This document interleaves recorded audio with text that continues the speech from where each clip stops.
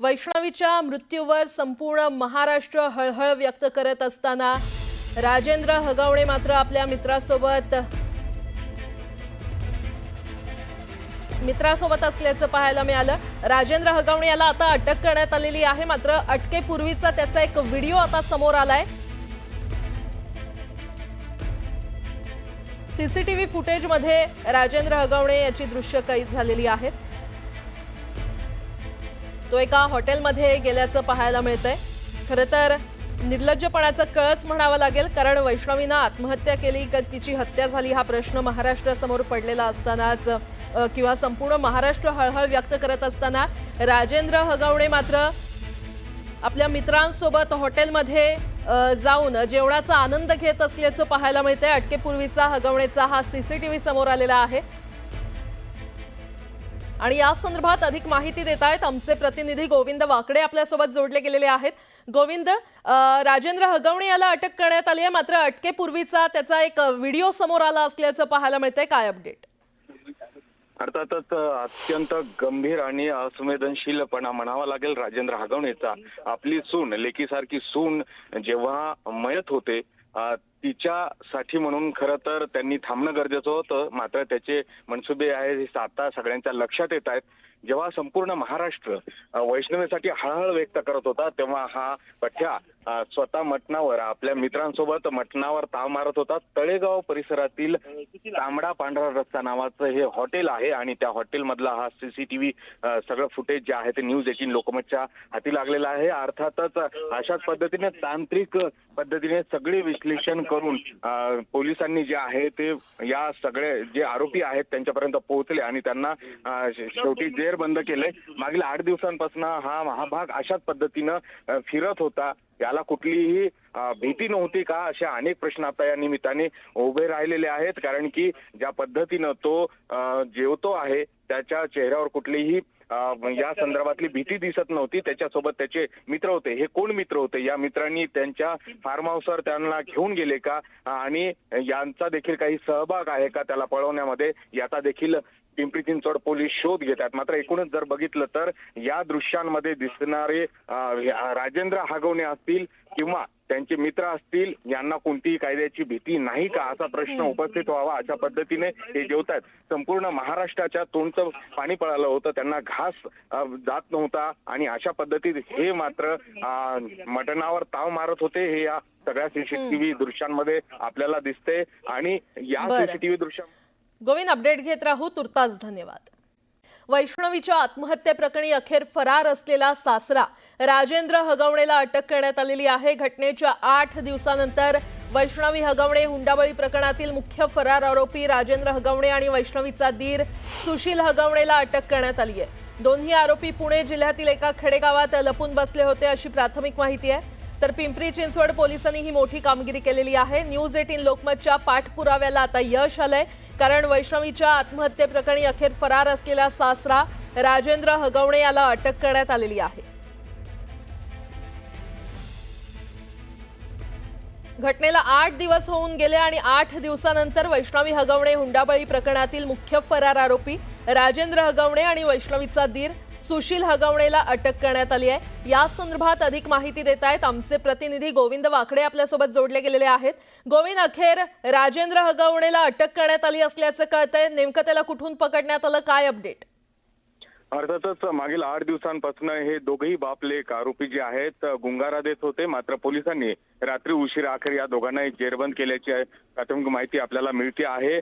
पिंपरी चिंचवडची पोलिसाची जी 6 पथक आहेत या दोन्हीच्या मागावर होती आणि रात्री 2च्या सुमारास पुण्यातील एका खेडेगावातनं या दोघांनाही अटक केल्याची माहिती आता जी आहे ते सूत्रांनी आपल्याला दिलेली आहे। अर्थातच या सगळ्या संदर्भामध्ये थोड्याच वेळात या परिसराचे जे पोलीस उपायुक्त आहेत विशाल गायकवाड ते अधिकृत माहिती जाहीर करतील। मात्र मागील 8 दिवसांपासून हे दोघेही आरोपी खरं तर पळ काढत होते।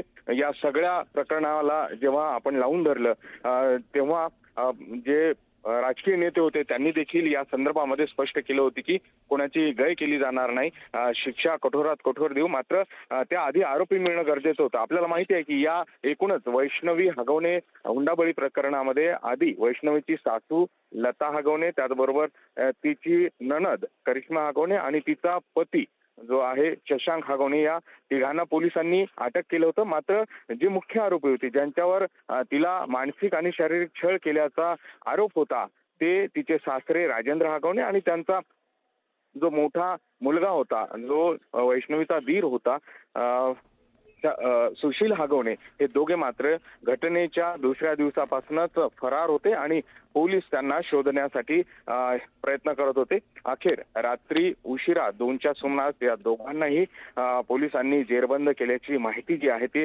मिळते आहे. या सगळ्या संदर्भातली अधिकृत माहिती जी आहे थोड्याच वेळात पोलीस उपायुक्त विशाल गायकवाड देणार आहेत. मात्र तत्पूर्वी या दोघांनाही बावधन पोलीस स्टेशनमध्ये आणण्यात आल्याची प्राथमिक माहिती जी आहे ती आत्ता आपल्याला पोलिसांच्या सूत्रांनी दिली आणि त्यामुळे मोठा ब्रेकथ्रू म्हणावं लागेल. या सगळ्या घटनेमध्ये खरं तर महाराष्ट्राचं लक्ष या सगळ्या घटनेकडे होतं आणि अशा पद्धतीचे हे दोन भुरटे बाप लेक ज्यांनी ज्या पद्धतीनं पळ काढला, जे फरार होते ते मात्र 8 दिवस वेळात लपून बसले होते आणि त्यांना जेरबंद करायला पोलिसांना मोठे प्रयत्न घ्यावे लागले. 6 टीम वेगवेगळ्या पथकं परराज्यात देखील ही पथकं जाऊन आली आणि त्यामुळे एकंदरीत लक्षात येते की रात्री जेव्हा पोलिसांनी आपल्या तपासाची चक्र फिरवली, या संदर्भात जो सुशील हगवणे होता त्याचे जे मित्र होते किंवा जो अटक आरोपी आहे शशांक हगवणे, त्याच्या मित्राला देखील तपासासाठी पोलिसांनी उचललं. एवढंच नाही तर राजेंद्र हगवणेचे भाऊ संजय हगवणे यांना देखील रात्री पोलिसांनी उचललं होतं. त्याची कसून चौकशी केली आणि त्यानंतर पोलिसांना या सगळ्या हे जे 2 आरोपी होते त्याचा मागमूस लागला. तांत्रिक विश्लेषण झाली, सीसीटीव्ही तपासल्या गेली आणि त्यानंतर पोलीस जे आहे ते आरोपीपर्यंत पोहोचल्याची जी माहिती आहे आपल्याला मिळते आहे. अर्थातच संपूर्ण महाराष्ट्राचं लक्ष असलेल्या या सगळ्या घडामोडीला आपण देखील याचा सातत्याने पाठपुरावा करत होतो, प्रश्न देखील आपण उपस्थित केले होते आणि त्यामुळेच कुठेतरी एकूणच हा जो रेटा वाढत गेला. त्यानंतर पोलिसांनी देखील आपल्या तपासाची चित्रे जे आहेत ते वेगाने फिरवली आणि आता जी माहिती मिळते आहे की दोन्ही आरोपींना पोलिसांनी जेरबंद केलेला आहे आणि त्यांना बावधन पोलीस स्टेशन इथे आणण्यात आलंय. अर्थात थोड्या वेळातच या संदर्भातली अधिकृत माहिती जी आहे ती पोलिसांकडनं दिली जाईल. मात्र हे दोघ जण नेमके कोणत्या गावात कोणाच्या आश्रयाला होते, कोण यांना लपून बसण्यासाठी मदत करत होतं का, 8 दिवस हे कुठे कुठे फिरले, कोणाच्या संपर्कात आले आणि यांनी मयत वैष्णवीला ती गळफास घेण्याआधी किंवा एकूणच त्या प्रकरणाआधी मारहाण केली होती का, अशा अनेक प्रश्नाचा उलगडा करावा लागणार आहे पोलिसांना. आणि अर्थात जर वैष्णवीला या दोघांनी मारहाण केली हे सिद्ध झालं, जसं की शवविच्छेदन अहवालात सांगितलं गेलं होतं की वैष्णवीला जबर मारहाण झाली, मात्र त्या संदर्भातले जे गुन्हे आहेत ते आता दाखल केल्या जातील आणि जर तिचा छळ करून अशा पद्धतीने मृत्यू झाला तर या प्रकरणाला मोठं वळण येऊ शकते आणि या सगळ्यांवर गुन्ह्याचा देखील गुन्हा दाखल होऊ शकतो. मात्र हे सगळं जे आहे ते आता या संदर्भातली अधिकृत माहिती पिंपरी चिंचवड पोलीस निश्चितच गोविंद, अधिकृत माहिती पोलीस देतीलच. मात्र आणखीन एक महत्त्वाचा प्रश्न, वैष्णवीच्या शवविच्छेदन अहवालात नेमकं काय काय समोर आलेलं आहे आणि आता या सगळ्या आरोपींना अटक करण्यात आली आहे, त्यामुळे या पुढची नेमकी कारवाई कशा प्रकारे असेल? पूर्ण 5 आरोपी जे मुख्य होते ते 5 आरोपी यामध्ये होते. जसं की आपल्याला माहिती आहे की सासू, ननंद आणि पती या तिघांना दुसऱ्याच दिवशी घटनेच्या म्हणजे 17 मे रोजी पोलिसांनी ताब्यात घेतलं होतं. नंतर त्यांच्यावर गुन्हे दाखल केले गेले आणि त्यानंतर त्यांची 2 वेळी पोलीस कोठडीमध्ये वाढ केली गेली. अर्थात एवढं असताना देखील मागील 8 दिवसांपासून हे जे 2 आरोपी होते राजेंद्र हगवणे त्याचबरोबर मुलगा जो आहे त्यांचा सुशील हगवणे हे मात्र बाहेर होते, फरार होते आणि त्यामुळे पोलीस या सगळ्यांच्या मागावर होते. आता जर बघितलं तर आपल्याला जी माहिती मिळते आहे की हे दोघेही आरोपी अटक करण्यात आलेले आहेत आणि सगळ्यात महत्वाची बाब म्हणजे जसं तुम्ही म्हणालात की शवविच्छेदन अहवाल हा सगळ्यात महत्वाचा विषय होता.